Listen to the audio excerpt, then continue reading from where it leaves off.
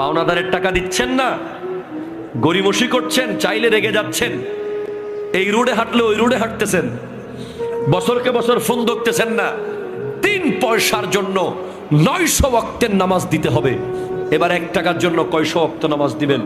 1000 টাকার জন্য কয়শো ওয়াক্ত দিবেন? 1 লাখ টাকার জন্য কয়শো ওয়াক্ত দিবেন? এত ওয়াক্ত নামাজ আসেনি, দিতে না পারলে লাস্টে বলবে আমার গুনাহগুলো তুমি নাও। এজন্য হারাম, 2 নম্বরই বাটপারি, এগুলো মুসলমানের সাথে কখনোই অ্যাডজাস্টেবল নয়। মুসলমান এগুলোর সাথে কোনো সম্পর্ক রাখতে পারে না, ঠিক কিনা কথা বলেন?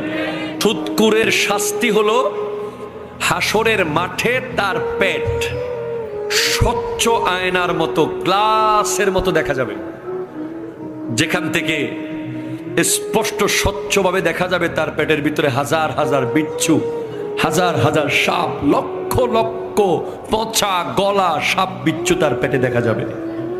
ঘুষখোর আর রাশি ওয়াল মুরতাশি কালাহুমা ফিন্নার, যে ঘুষ দেয় এবং যে ঘুষ নেয় উভয়ে জাহান্নামী, জাহান্নামী, জাহান্নামী। জোরে বলেন নাউযুবিল্লাহ।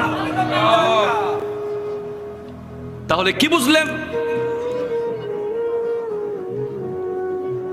ফামান আজাবা ইবলিসা,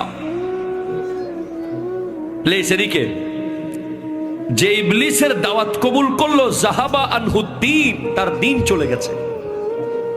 ওমান আজাবান নাফসা, যে নফসের দাওয়াত কবুল করলো, জাহাবা আনহুর রূহ, তার রূহ নষ্ট হয়ে গেছে। ওমান আজাবাল হাওয়া জাহাবা আনহুল আকল, যে কামনা বাসনা লালসার দাওয়াত কবুল করলো, তার ব্রেইন নষ্ট হয়ে গেছে, ব্রেইন। আপনি দেখবেন যে সমস্ত যুবকরা বেগানা মেয়ের সাথে সম্পর্ক রাখে বিয়ের আগে,